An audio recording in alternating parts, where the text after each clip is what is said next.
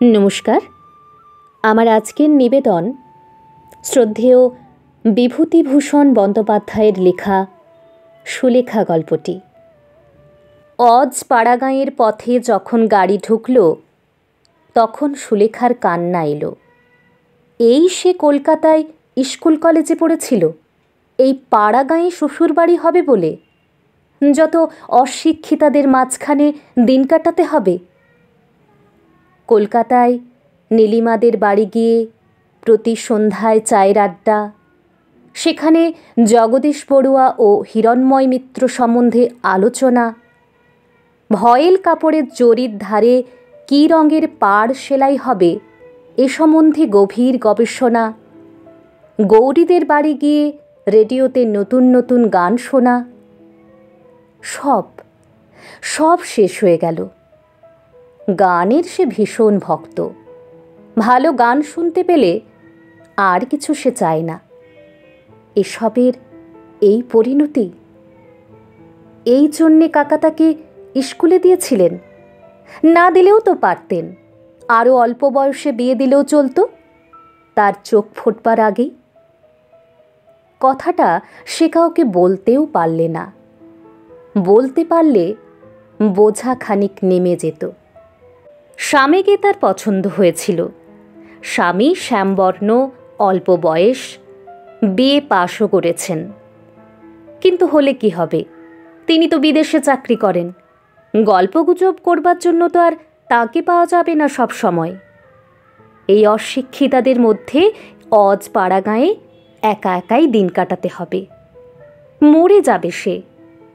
নীলিমা কত দূরে পড়ে রইল। ও এবার আয়ে পাশ করবে। সামনে কত আনন্দ ভরা মুক্ত জীবন। আর সে আটকে গেল এই ক্ষুদ্র জলাশয়ের জল ঝাঁঝিরি দামে। জীবনের গতি ওর বন্ধ হয়ে গেল। সন্ধ্যা হয়েছে। একটি জীর্ণ একতলা বাড়ির সামনে ওদের গাড়ি এসে পৌঁছল। কতকগুলো প্রাচীনা, কতকগুলো পাড়াগেঁয়ে বউ, তাদের মুখে চোখে না আছে বুদ্ধির দীপ্তি, না আছে কিছু। তারাই এসে সুলেখার চারধারে ভিড় জমালে। কলকাতার বাসাতেই বৌভাত হয়ে গিয়েছিল। কোনো আচার অনুষ্ঠান বাকি ছিল না। থাকলে আরও বিরক্তিকর হয়ে উঠত ব্যাপারটা। স্বামীর ছুটি নেই। তিনি তাকে পৈতৃক বাড়িতে প্রাচীনাদের হাতে পৌঁছে দিয়েই সরে পড়লেন। মিলিটারি চাকরি, বিশেষ ছুটিছাটা নেই। যদি সময় পান তো পুজোর সময় আসবেন বলে গেলেন। সমীর চলে গেলে সুলেখা কান্নায় ভেঙে পড়ল। একেবারে নিঃসঙ্গ হয়ে গেল সে। কিভাবে দিন কাটবে এখানে এই বুড়িদের মধ্যে, যারা বাইরের জগতের কোনো সংবাদই রাখে না? এমন তিন কালে গিয়ে এক কালে ঠেকা দন্তহীন বুড়িদের মধ্যে। টাকা ছিল না কাকার, নতুবা শহরেই বিবাহ হতো। যাক সে কথা, ছেলে দেখে বিয়ে দেওয়া। ছেলে সত্যিই ভালো। স্বামীকে সে গড় পছন্দ করেনি। ভালো ছেলে, পাশ করা, স্বাস্থ্যবান, গ্রামের বাড়ি জীর্ণ বটে, কিন্তু বেশ বড়। অনেক নাকি জায়গা জমি আছে, প্রজাপত্তর আছে, আগান বাগান, পুকুর, বাঁশঝাড় আছে।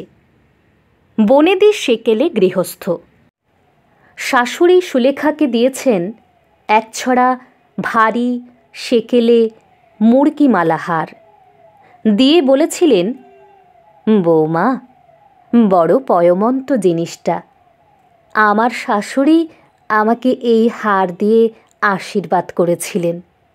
আমি তোমাকে দিলাম, আবার তুমি আবার দিও তোমার ছেলের বউকে। জন্ময় স্ত্রী হও মা। আমার মাথায় যত চুল আছে ততদিন সমীর বেঁচে থাকুক। সুলেখা শাশুড়ির পায়ের ধুলো নিয়ে প্রণাম করলে। হার ছড়াটা ভারী বটে, কিন্তু একালে ও হার কেউ পরে? গৌরী কি ভাববে, কলেজের অনুদি কি ভাববে যদি ও আজ এই মুড়কিমালা হার গলায় দিয়ে কলকাতায় গিয়ে হাজির হয়?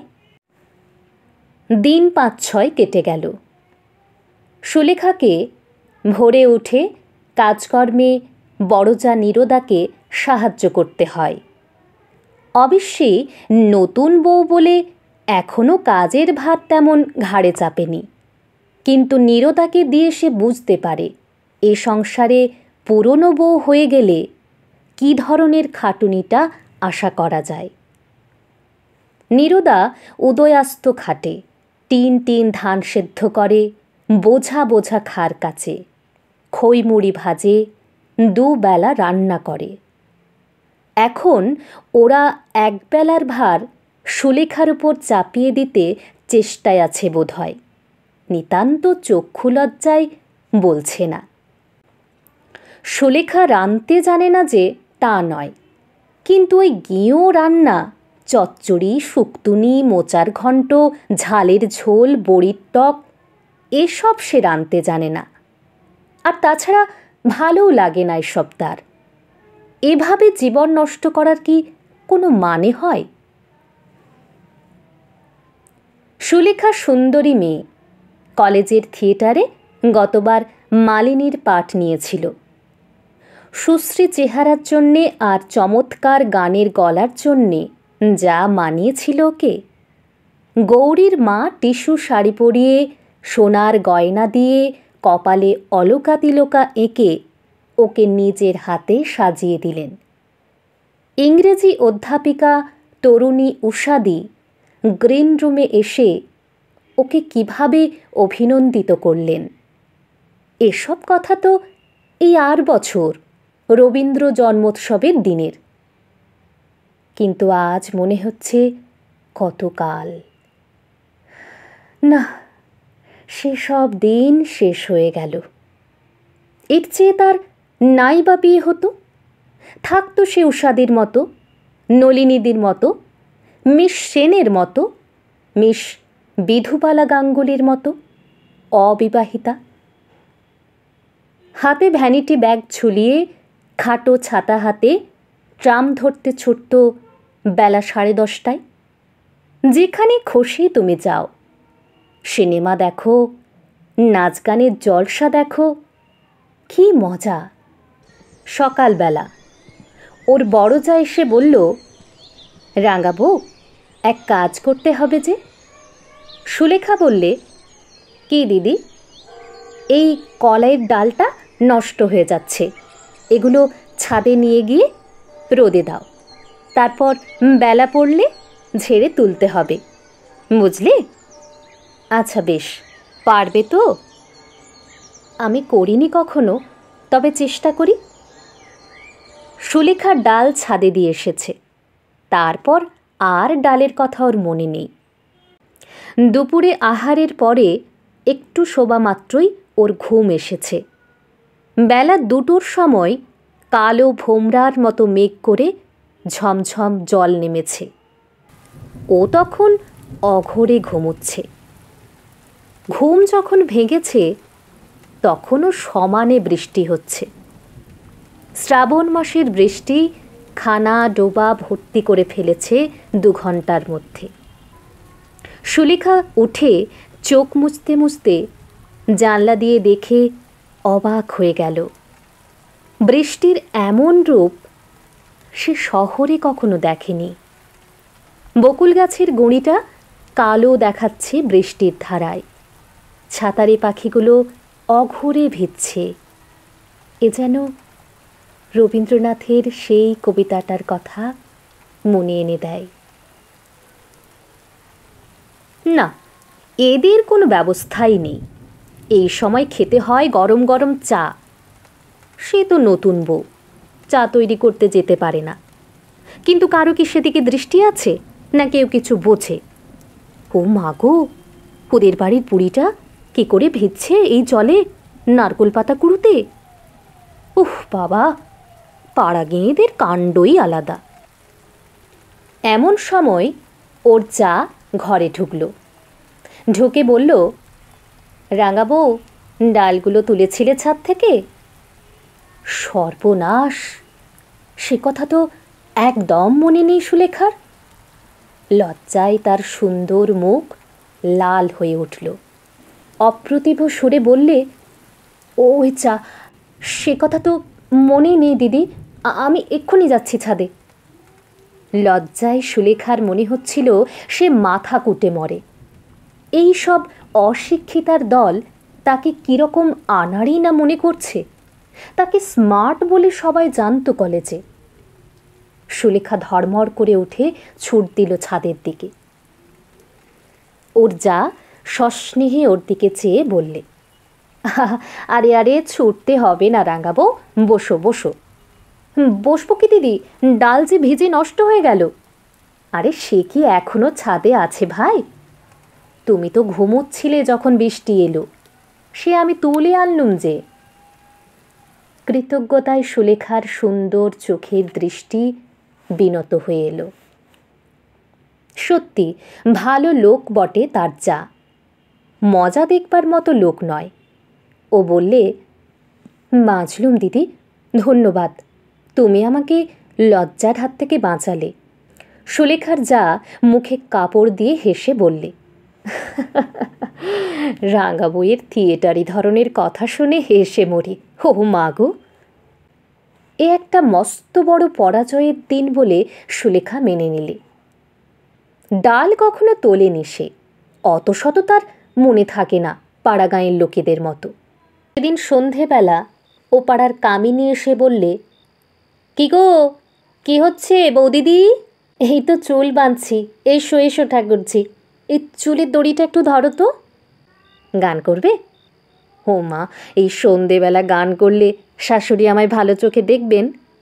একেই তো আনাড়ি হয়ে আছে এ বাড়ির মধ্যে, সে হবে না ভাই। তবুও তুমি আজ প্রথম বললে গানের কথা। তাই বুঝি? কেউ বলেনি তোমায় বৌদিদি? আর কে বলছে বলো? এই সময় সন্ধ্যার অন্ধকার নেমে এলো ঘন হয়ে। কামিনী চলে যাবার জন্য বাইরে এসে দাঁড়ালো। বললে, চলি গো আজ বৌদিদি, আরেকদিন আসবো না হয়। এক পশলা বৃষ্টি হয়ে গেছে সেদিন বিকেলে। সুলেখার ঘরের জানলার ঠিক বাইরে নেবু গাছে নেবু ফুল ফুটেছে। বৃষ্টি সজল অপরাহ্নের বাতাসে ভুর ভুরে নেবু ফুলের গন্ধ। বড়চা নীরদা ওর ঘরে ঢুকে বললে, কি হচ্ছে রাঙাবো? আরে দিদি, আসুন আসুন, কি আর হবে, এই এমনি বসে আছি। আচ্ছা, তবে একটু রান্নাঘরে চলো, দুটো ডাল ভাজবো আর তুমি বসে বসে কুলোয় ঝাড়বে, কেমন? আচ্ছা দিদি, সব সময় এসব কাজ করতে তোমাদের ভালো লাগে? একটু অন্য রকমের কাজ, একটু ভালো কাজ। নীরদা হেসে বললে, অত সময় নেই ভাই, দেখছো তো সংসারের কাজ নিয়ে বেহাতি, ওরই মধ্যে সময় করে নিতে হয়। বিরক্তিতে সুলেখার মন ভরে উঠল। এমন সব অশিক্ষিতাদের মধ্যেও সে এসে পড়েছে। এরা শুধু জানে ডাল ভাজতে আর ভাত রাঁধতে, শুধু খাওয়া আর খাওয়া। নীরদা বললে, তুমি তো রাঙা বউ নতুন এসেছো, এখন প্রথম প্রথম তোমার খারাপ লাগবে, এরপর দেখবে এই আবার ভালো লাগছে, তখন অন্য কিছুতে আর মনই যাবে না। সুলেখা মনে মনে বললে, সেদিন আমার জীবনে না আসুক।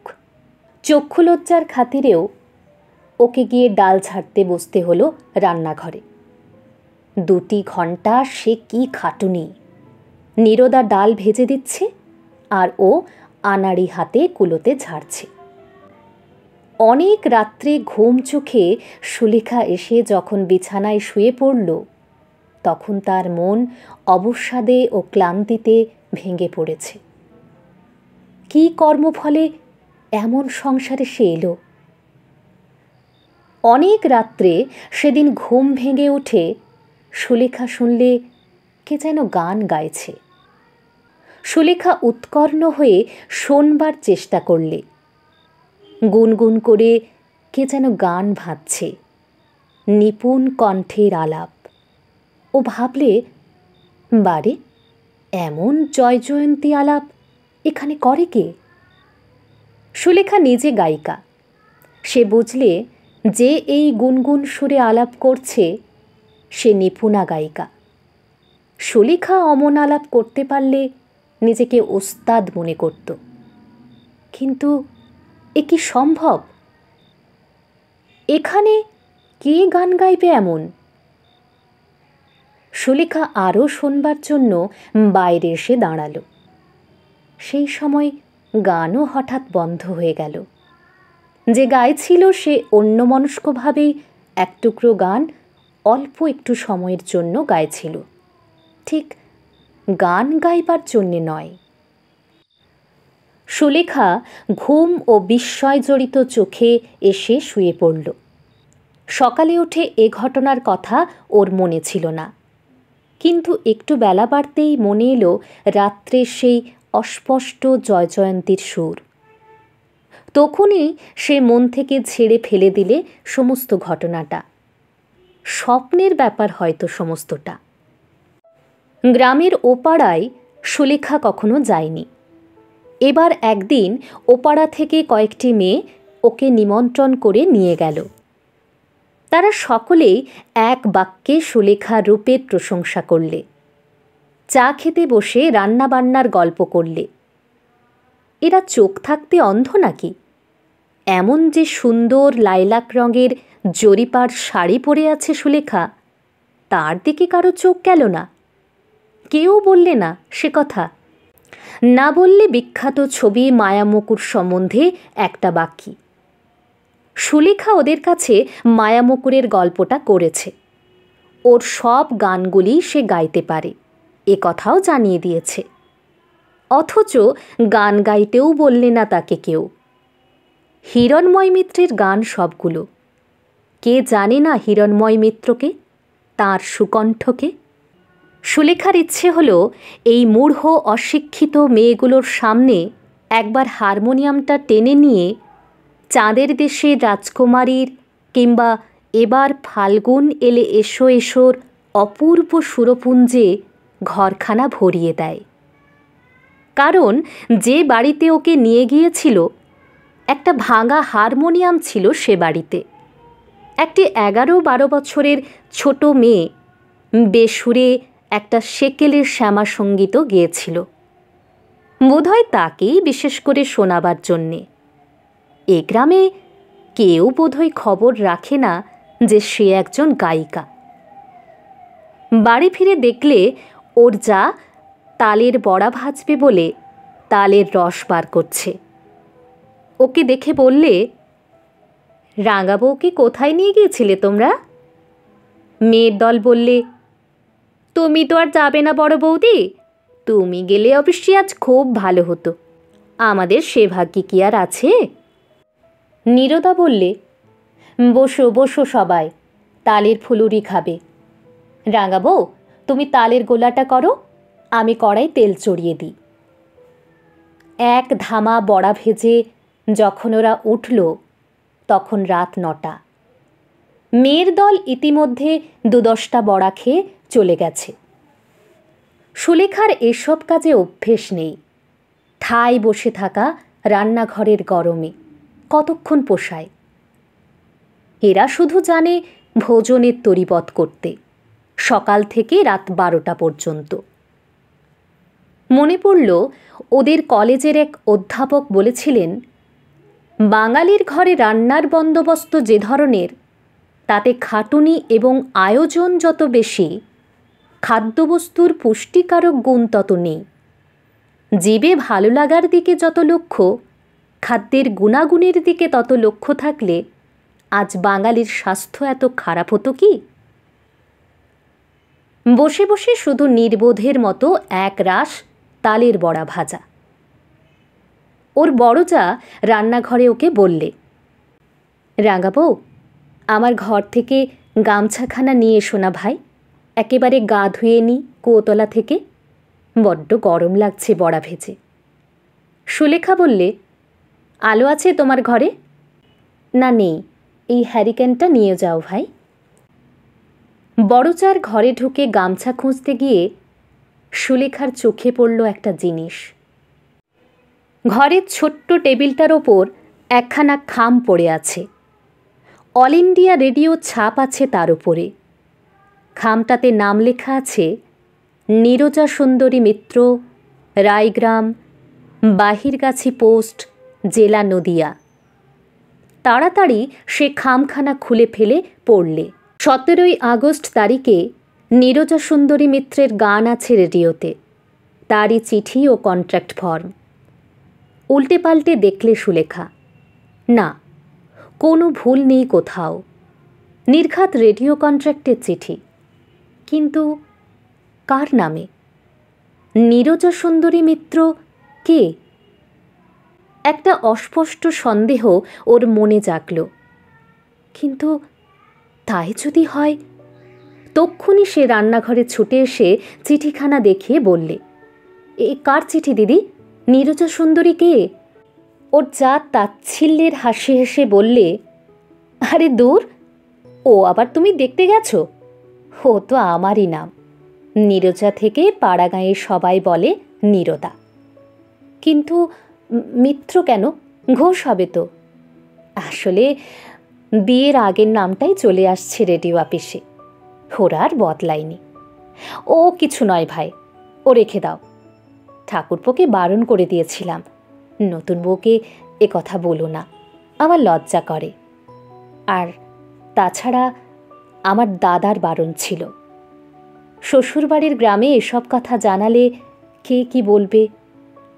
দাদা আমাকে গান শিখিয়েছিলেন কি না, হিরণময় মিত্র, নাম শুনেছ বোধহয়? বিখ্যাত গায়ক হিরণময় মিত্রের ছোট বোন ও শিষ্যা সুগায়িকা নীরজা সুন্দরী মিত্র তার সামনে বসে তালের বড়া ভাজছে।